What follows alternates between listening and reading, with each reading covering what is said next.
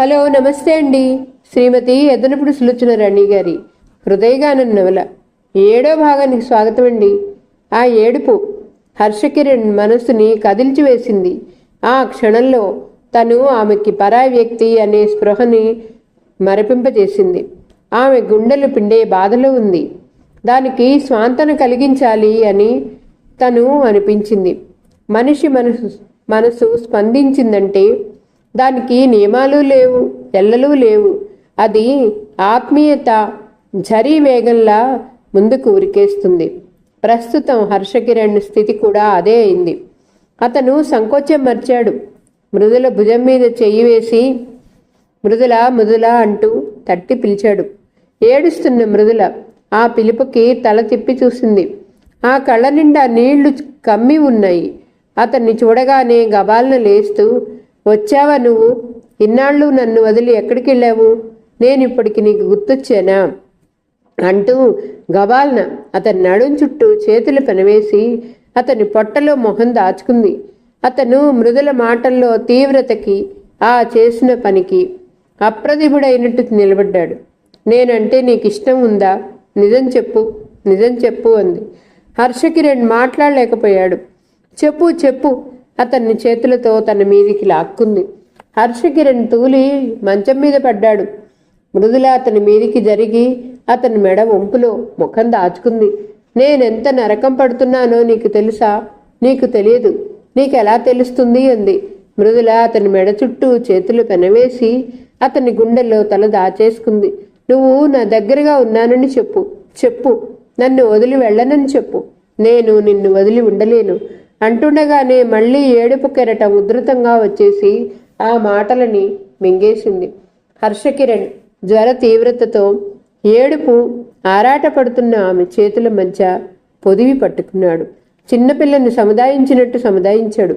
వెచ్చని గూడులాంటి అతని పరిశ్వంగం, చందన లేపనం లాంటి అతని మాటలు, నిశ్చింతని కలిగించే అతని స్పర్శ మృదులని కొద్దిసేపటికి చిత్రంగా శాంతింపజేశాయి.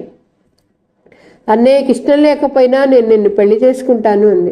అతను నిటారుగా అయ్యాడు. తెలిసిందా? మనం రేపే పెళ్లి చేసుకుందాం, సరేనా? అతను మాట్లాడలేదు. సరే అను అరిచింది. సరే సరే అన్నాడు అతను తగ్గు స్వరంతో. రేపు ఇంకోటి మాట్లాడవుగా? మాట్లాడను. మన ఇద్దరం పెళ్లి చేసుకుంటున్నాం, అవునా? అవును. ఇదిగో నువ్వు మళ్ళీ అమ్మ మాట విని వాయిదా వేయటం లేదు. నా తల మీద చెయ్యి పెట్టి ఒట్టు వెయ్యి.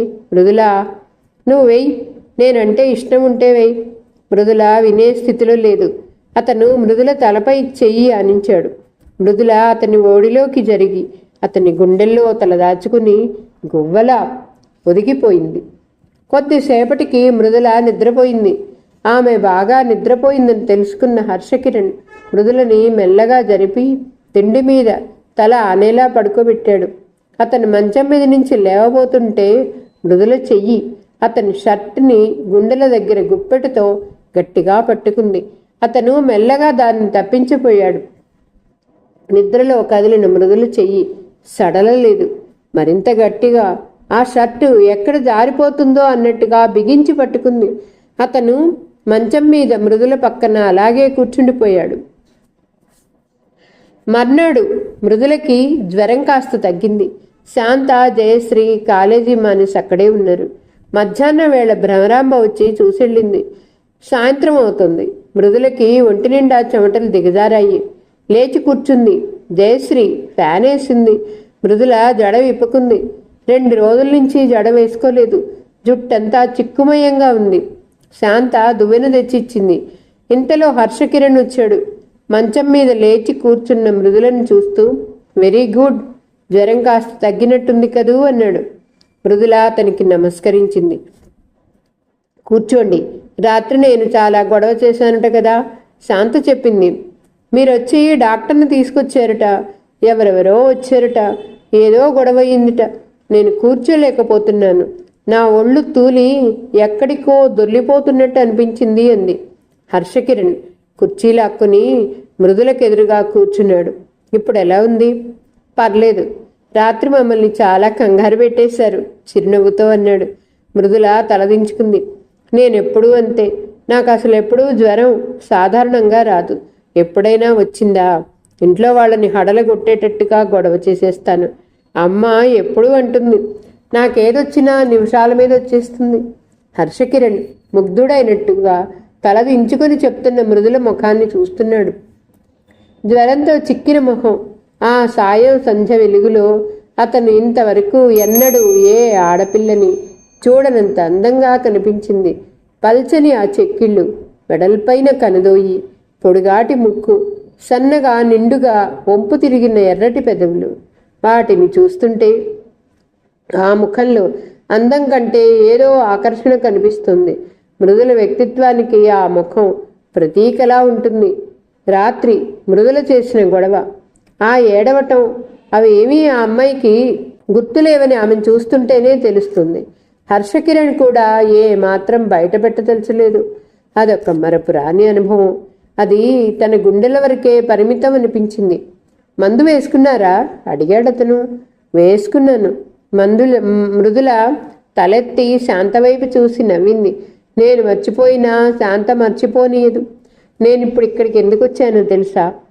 నేను రాత్రి ఎంత గొడవ చేశానో చెప్పటానికి. అతను ఆశాభంగం చెందిన వాళ్ళ చూశాడు. కాదు, నేను మందులు వేసుకుంటున్నానో లేదో మళ్ళీ రాత్రికి మీకు ఎక్కడ గొడవ వస్తుందో. మృదుల మాట పూర్తి కాకుండానే అతను కాదు ఖండించాడు. మరి మీ అమ్మగారి అడ్రస్ అడిగి ఆమెని అర్జెంటుగా బయలుదేరి రమ్మనమని టెలిగ్రామ్ ఇవ్వటానికి. My god! మృదుల గుండెలమై చెయ్యి వేసుకుంది. ఇంకా నయం, ఆ పని నాకు చెప్పకుండా చేశారు కాదు. అమ్మ ఈ మాట విన్నదంటే మొదటి రైల్లో పరిగెత్తుకొచ్చేస్తుంది. రానియండి, వచ్చి నన్ను వెంటనే బయలుదేరమని పెట్టె తానే సర్దేస్తుంది. జయశ్రీ కొంచెం టీ కలుపుకు రాకూడదు అంది. జయశ్రీ తల ఊపి వెళ్ళింది. మృదుల జుట్టుని 2 పాయలుగా చేసి వేసుకుని చేతులతో చిక్కు తీసుకుంటుంది. ఇంతలో చేతికి ఏదో తగిలింది. ఏమిటబ్బా అన్నట్టుగా ఆలోచనగా చూసి దాన్ని తీయపోయింది. రాలేదు. శాంత జడలో ఏమిటది చిక్కుకుంది, రావటం లేదు అంది. నేను తీస్తాను ఉండండి మేడం అంటూ శాంత మృదుల దగ్గరికి వెళ్ళి మునివేళ్లతో మృదుల జడలో జుట్టుతో పెనవేసుకుపోయిన ఆ వస్తువుని జాగ్రత్తగా తప్పించి తీసి అరచేతిలో పెట్టుకుంది. ఏమిటది అంది మృదుల. గుండి అంది శాంత. ఏది? మృదుల అందుకొని చూసింది. దాన్ని ఆశ్చర్యంగా చూస్తూ ఈ గుండి నా తల్లోకి ఎలా వచ్చింది అంది. ఏది? అరెరే, ఇది అన్నయ్య షర్టు గుండి. చప్పున దాన్ని గుర్తు పడుతూ బిగ్గరగా అంది శాంత. షర్టు గుండినా?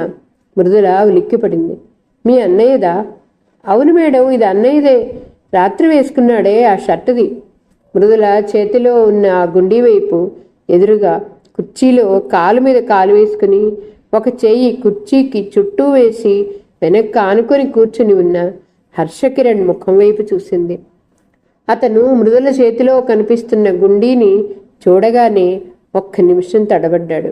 ఇంతలో జయశ్రీ వంట ఇంట్లో నుంచి శాంత నాకు చక్కెర డబ్బా కనిపించడం లేదు అంటూ కేక పెట్టింది. వస్తున్నా అంటూ శాంత పరిగెత్తింది. మృదుల హర్ష వైపే చకితురాలైనట్టు చూస్తుంది. ఆ కళ్ళలో 1000 ప్రశ్నలు, 1,000,000 ఆశ్చర్యార్థకాలు కనిపిస్తున్నాయి. హర్షకిరణ్ కుర్చీలో ముందుకు వంగి కూర్చుని చెప్పాడు. చూడండి, రాత్రి జ్వర తీవ్రతలో మీరు ఏడ్చారు. నేను ఈ మాట వినగానే తెల్లబోతూ అంది. ఆ ఏడుపు ఎలా ఉందో చెప్పలేను. మీరేదో చెప్పలేని బాధకు గురయ్యి దాని నుంచి తప్పించుకోలేక వెల్లవెల్లాడుతున్నట్లుగా ఉంది. నేను అప్పుడు మిమ్మల్ని సముదాయించాను. మీరు నా దగ్గరగా వచ్చారు. మీరు నా చేతుల్లో నిద్రపోయారు. మృదుల మాట్లాడలేదు. అతని వైపే చూస్తోంది. అతను కూడా మృదుల కళ్ళల్లోకే చూస్తున్నాడు. ఇద్దరి మధ్య 2 నిమిషాలు ఈ సర్వ ప్రపంచం స్తంభించిపోయినట్లుగా, ఈ సృష్టి యావత్తు తామిద్దరమే అయినట్టుగా అనిపించింది. అక్కడ పరుచుకొని ఉన్న నిశ్శబ్దం, వారిద్దరిని బంధించిన ఏకాంతం, వారి మనసులకి సేద తెలియని ఒక మహా అద్భుతమైన భాష సముద్రంలో ఓలలాడింపజేసింది. ఇద్దరు నిరుత్తరులు అయినట్టుగా ఒకరినొకరు చూస్తున్నారు. ఇద్దరూ అపరిచితులే, కానీ ఎన్నాళ్ల నుంచో తెలిసినట్టే అనిపించే ఒక అనుభూతి ఇద్దరినీ పెనవేసుకుంది. ఇంతలో శాంత ట్రేలో టీ కప్పులు తెచ్చింది. హర్షకిరణ్ శాంత వస్తున్న సవ్వడి వినగానే కుర్చీలో మళ్ళీ వెనక్కి వాలి సరిగ్గా కూర్చున్నాడు. శాంత ఆ ఇద్దరికీ టీ ఇచ్చింది. తనకి తెచ్చుకోవటానికి వంట ఇంట్లోకి వెళ్ళింది. నేను ఏమైనా మాట్లాడానా అంది మృదుల తగ్గు స్వరంతో. అతను తల ఊపాడు. ఏమన్నాను? అతను జవాబు చెప్పలేదు. చెప్పండి ఏమన్నాను? ఏమీ అనలేదు. అతను టీ తాగుతూ కిటికీలోంచి ఏటో చూస్తూ అన్నాడు. ప్లీజ్ చెప్పండి. హర్షకిరణ్ చటుక్కున మృదుల ముఖం వైపు ముఖం తిప్పాడు. సూటిగా ఆమె కళ్ళలోకి చూస్తూ, ఒక విషయం అడగనా? దాపరికం లేకుండా జవాబు చెప్తారా? అడగండి, చెప్తాను. మీరు ఎవరినైనా పెళ్లి చేసుకోవాలనుకున్నారా? ఆ పెళ్లి జరగలేదా? ఆ వ్యక్తిని మీ అమ్మగారు ఇష్టపడలేదా? మృదుల నిటారుగా అయింది. మీరు ఆ మాటలే మాట్లాడారు. జ్వర తీవ్రతతో ఆ వ్యక్తిని నేనే అని అనుకున్నారు. అందుకే నా దగ్గరగా వచ్చారు. అతని కంఠస్వరం ఎంత తగ్గు స్థాయిలో ఉందో అంత గంభీరంగానూ అంత సుస్పష్టంగానూ ఉంది. జయశ్రీ, శాంత టీ కప్పులు తెచ్చుకుని అక్కడికి వచ్చారు. హర్షకిరణ్ ఏటో చూస్తూ టీ తాగుతున్నాడు. మృదుల మౌనంగా గంభీరంగా ఉండిపోయింది. జ్వరం తగ్గిన తర్వాత మృదుల కాలేజీకి వచ్చింది. ఎప్పటిలా టేబుల్ మీద మృదుల కోసం వేచి చూస్తున్నట్లుగా గులాబీ పువ్వు లేదు. ఎదురుగా రమేష్ కూర్చునే కుర్చీ ఖాళీగా ఉంది. అతని ఫ్రెండ్స్ కూడా లేరు. 4-5 రోజులు గడిచాయి. రమేష్ కాలేజీకి రావటం లేదు, మానేశాడు. మృదుల రమేష్ గురించి ఆరా తీసింది. అతను ఆరోగ్యంగానే ఉన్నాడు. వీధుల్లో అక్కడక్కడ స్నేహితులతో కలిసి తిరుగుతూ కనిపిస్తూనే ఉన్నాడని జయశ్రీ, శాంత, తోటి లెక్చరర్స్ కూడా చెప్పారు. మృదుల ఆలోచనలో పడింది. ఆ రోజు తనకి జ్వరంగా ఉన్నప్పుడు రమేష్ డాక్టర్ని తీసుకొస్తే తను కసిరి వెళ్ళగొట్టినప్పటి నుంచి మళ్ళీ రమేష్ ఇంతవరకు మృదుల కళ్ళబడలేదు. రమేష్ తన మూలంగానే కాలేజీ మానేశాడనే విషయం మృదులకి అర్థమైన కొద్దీ మనసులో బాధ కలగసాగింది. ఆ రోజు మృదుల, శాంత, జయశ్రీలతో కలిసి బజారుకెళ్ళి బట్టలు కొనుక్కొని తిరిగి వస్తుంది. మృదుల, శాంత, జయశ్రీలతో షాపులో నుంచి బయటకు వస్తుంటే రమేష్ లోపలికి వస్తున్నాడు. అతను మృదుల ఎదురవగానే గిరుక్కున వెనతిరిగి వెళ్ళిపోయాడు. రమేష్, మృదుల వెనక నుంచి పిలిచింది. రమేష్ పలకలేదు. అతని నడక వేగం మృదుల పిలుపు వినగానే మరింత హెచ్చింది. రమేష్ మరోసారి పిలిచింది. అతను తిరిగి చూడాలనే కోరికని బలవంతంగా ప్రాణం అంతా బిగబట్టినట్టుగా ఆపుకున్నాడు. ఎదురుగా వస్తున్న ఒక ఆయన రమేష్ ఆ పిలుపు వినలేదనుకుని, ఇదిగో అబ్బాయి, ఆ అమ్మాయి నిన్ను పిలుస్తోంది అంటూ చెప్పాడు. రమేష్ కారు దగ్గరికి వచ్చేశాడు. అతను కారు తాళం తీసి డోర్ తెరుస్తుండగా ఇంతలో మృదుల తానే అక్కడికి వచ్చింది. రమేష్, ఎందుకలా పారిపోతున్నావు? నిలదీసినట్టు అడిగింది. అతను మాట్లాడలేదు.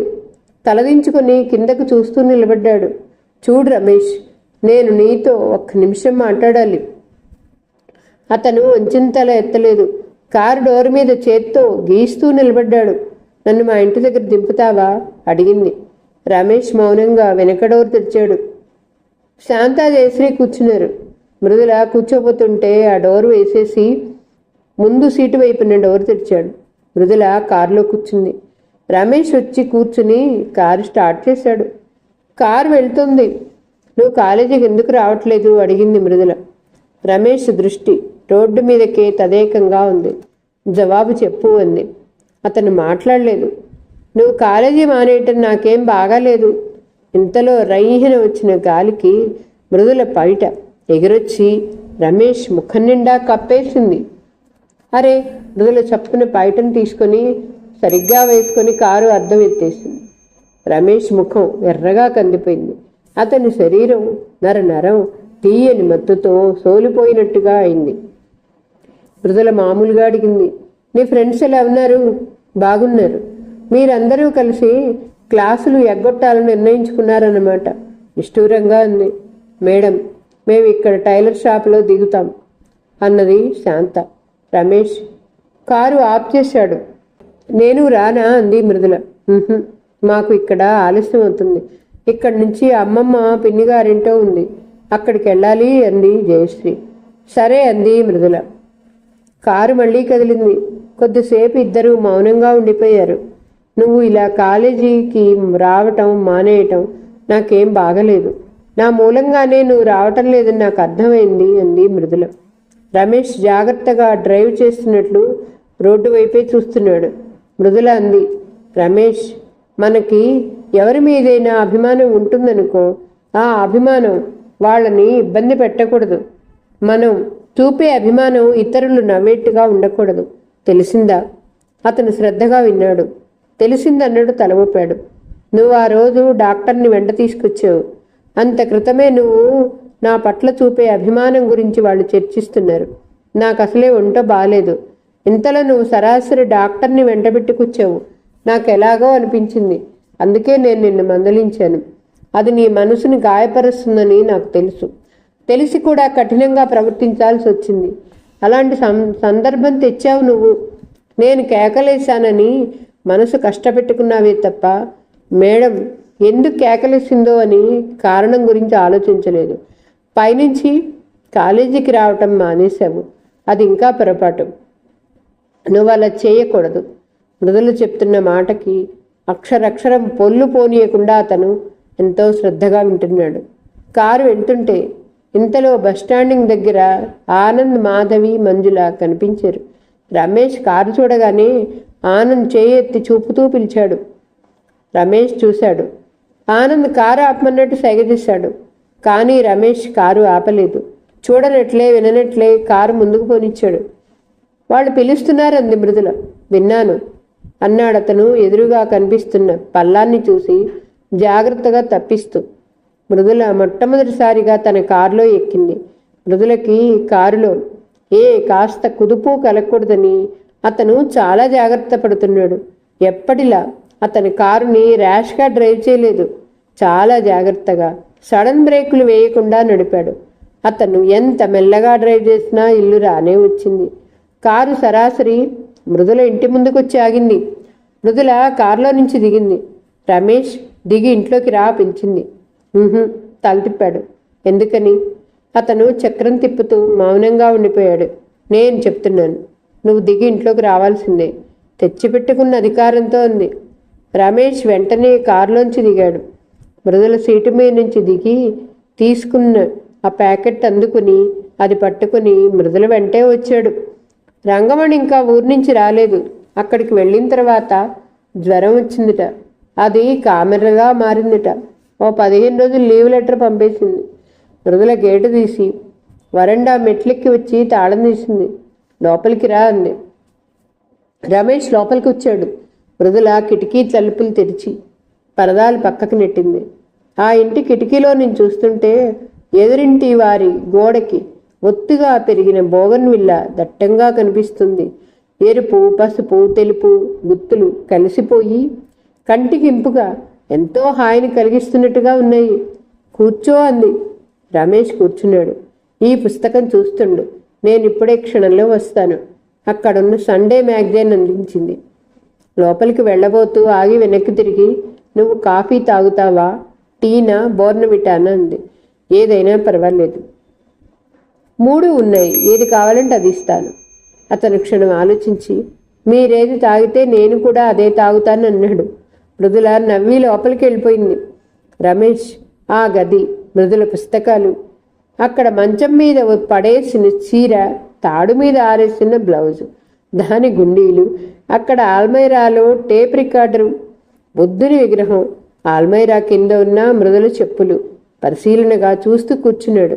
ఆ గది చాలా మామూలుగా ఉంది. కానీ ఆ గదిలో రమేష్ భాషతో వర్ణించి చెప్పలేని అందం ఏదో కనిపిస్తుంది. అసలు మృదుల ఎక్కడుంటే అక్కడే ఆ పరిసరాలకి అందం వస్తుందేమో. మృదుల అన్నట్లుగానే క్షణంలో కాఫీ కలిపి తెచ్చింది. ఒకటి రమేష్కి ఇచ్చి ఒకటి తను తీసుకొని అతనికి ఎదురుగా ఉన్న కుర్చీలో కూర్చుంది. రమేష్ కాఫీ తాగసాగాడు. రమేష్, నేను ఒకటి నిన్ను అడగనా అంది. అతను తలెత్తి చూశాడు. మృదుల సూటిగా అతని కళ్ళల్లోకి చూసింది. అతని కళ్ళు మృదుల చూపుల్ని స్థిరంగా ఎదుర్కోలేకపోతున్నాయి.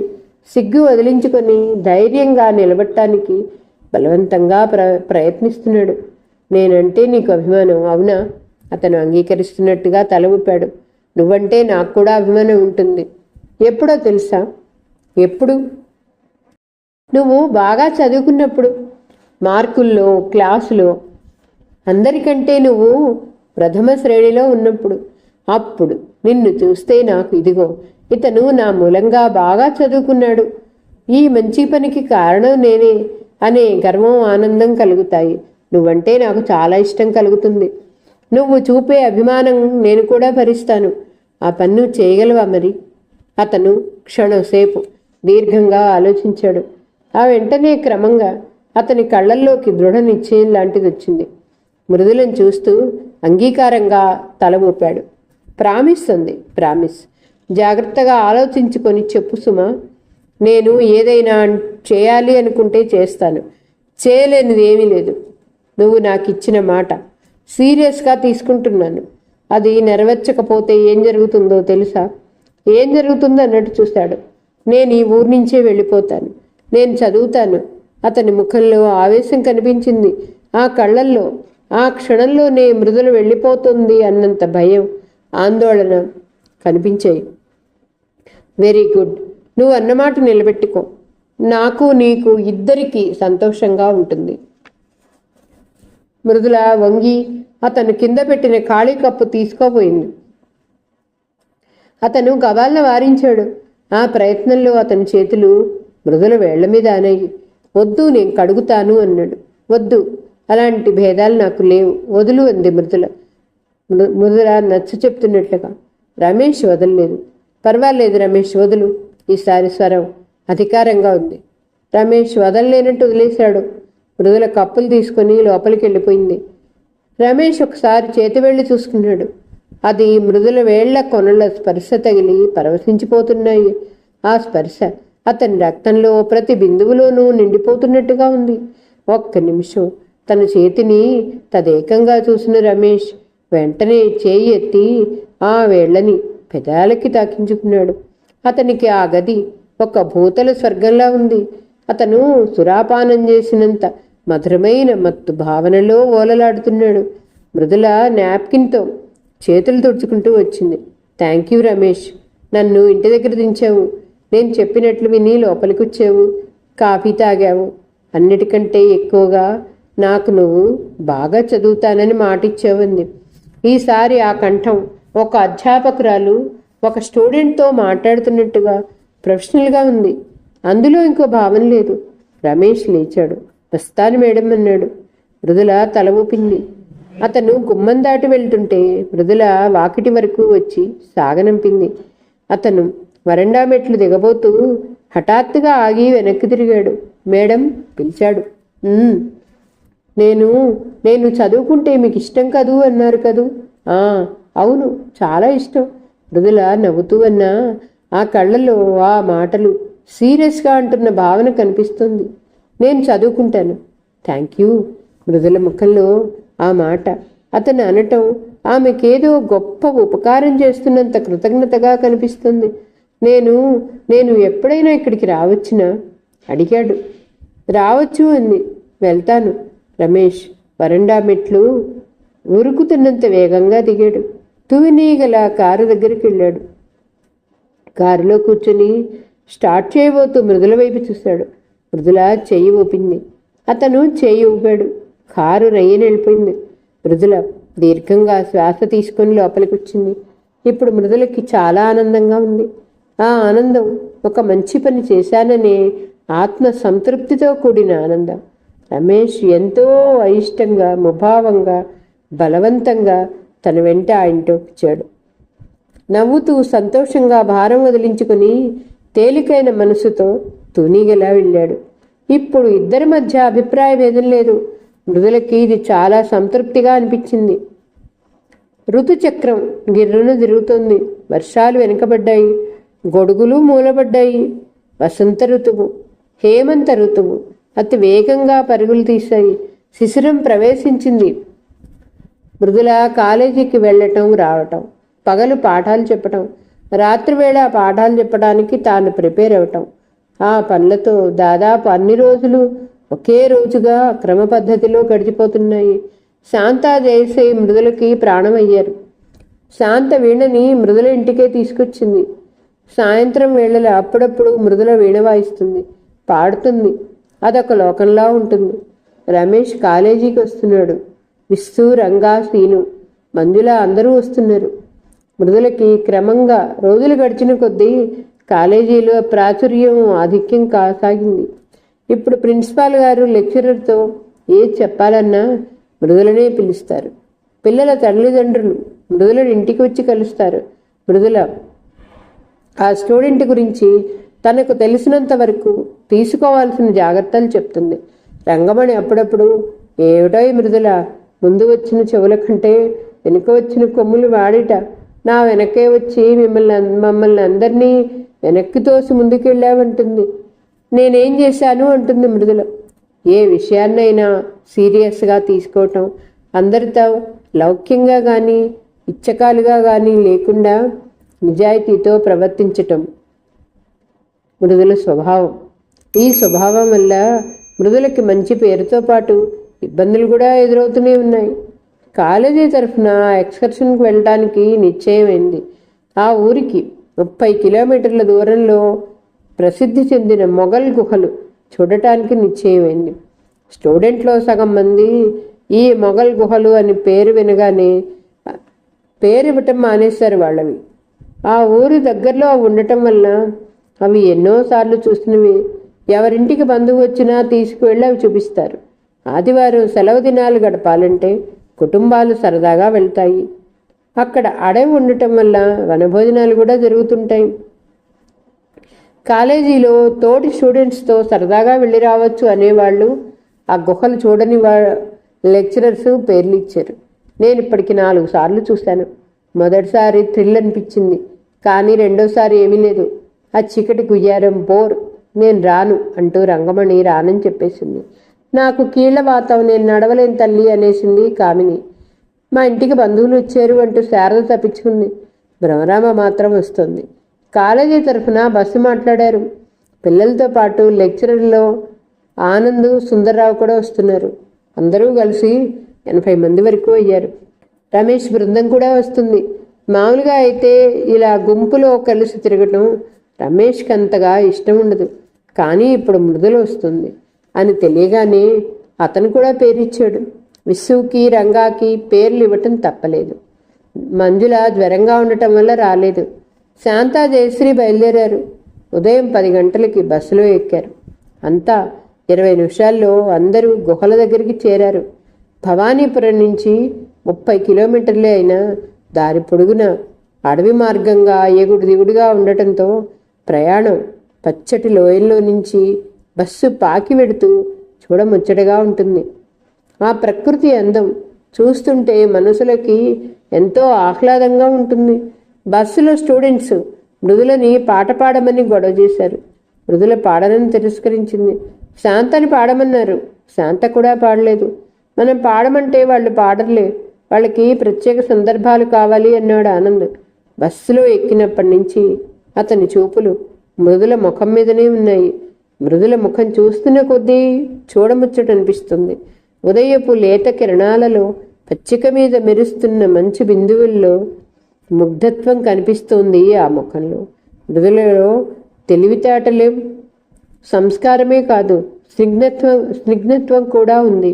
ఈ కాలపు ఆడవాళ్లలో చాలా అరుదుగా కనిపించే లాలిత్యం, సున్నితత్వం ఆమె ప్రవర్తనలో కనిపిస్తాయి. మృదుల నిరాడంబరత, మంచితనం, ముగ్ధత్వం మొదటి చూపులోనే అతన్ని ఆకట్టుకున్నాయి. మృదులకి దగ్గరవ్వాలని, ఆమె స్నేహం సంపాదించాలని ఆనంద్ ఎంతగానో ప్రయత్నించి విఫలమయ్యాడు. అతను తల్లిదండ్రుల ఒత్తిడి మీద వారు ఎన్నిక చేసిన మాధవిని పెళ్లి చేసుకున్నాడు. ఈ రోజు కథ ఇంతటితో సమాప్తం అండి. మరలా తర్వాయి భాగంతో కలుద్దాం. నా కథ మీకు నచ్చితే please like, share, subscribe and comment. ఉంటానండి. పద్మావతి చావలి.